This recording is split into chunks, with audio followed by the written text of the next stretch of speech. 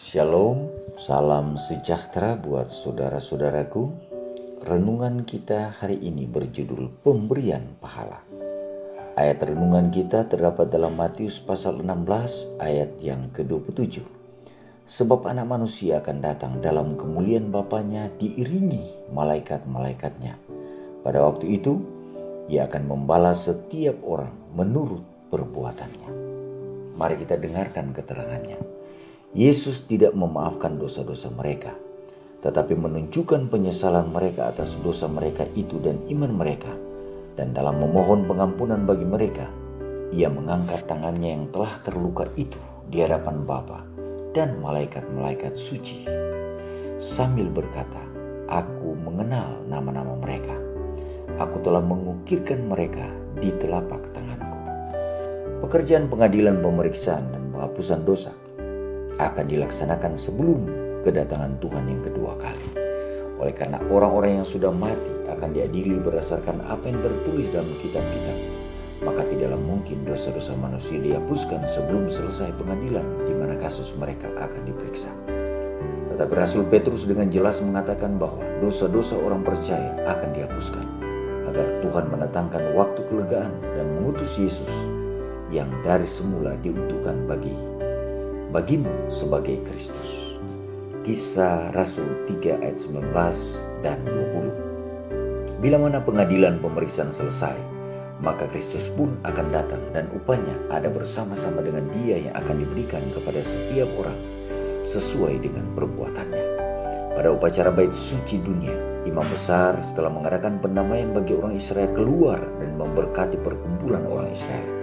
Demikian juga Kristus pada akhir pekerjaan sebagai pengantara akan menyatakan dirinya sekali lagi tanpa menanggung dosa untuk menganugerahkan keselamatan kepada mereka yang menantikan Dia. Ibrani 9 ayat 28. Memberkati umatnya menunggu dengan kehidupan yang kekal, sementara imam yang memindahkan dosa dari tempat kudus menumpangkan tangan di atas kepala kambing jantan. Demikianlah Kristus akan menempatkan dosa-dosa itu ke atas iblis, sumber dan biang keladi dosa. Kambing jantan yang mengangkut dosa-dosa Israel diusir ke tanah yang tandus. Imamat 16 ayat 22. Demikianlah juga iblis yang menanggung kesalahan dan dosa-dosa yang telah diperbuat umat Allah oleh karena bujukannya akan dipenjarakan di dunia ini 1000 tahun lamanya, di dunia yang tidak berpenduduk, dan pada akhirnya ia akan menanggung hukuman dosa di dalam api yang membinasakan semua orang jahat. Jadi rencana agung keselamatan akan mencapai puncaknya pada pembasmian dan penghapusan dosa dan kelepasan semua orang yang telah mau meninggalkan kejahatan. Pada waktu yang ditentukan bagi penghakiman, akhir dari 2300 hari pada tahun 1844, pekerjaan pemeriksaan dan penghapusan dosa dimulai. Semua orang yang pernah mengambil nama Kristus bagi dirinya harus melalui penyelidikan yang teliti.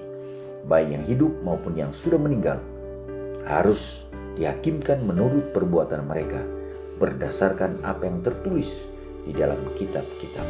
Alfa dan Omega jilid 8 halaman 507 dan 508. Doa kita hari ini, terima kasih Tuhan, Engkau begitu luar biasa.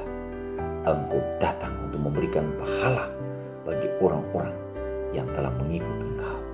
Terima kasih untuk pelajaran hari ini. Tolong kami Tuhan, agar kami terus setia bersama dengan Tuhan sampai hari Maranatha.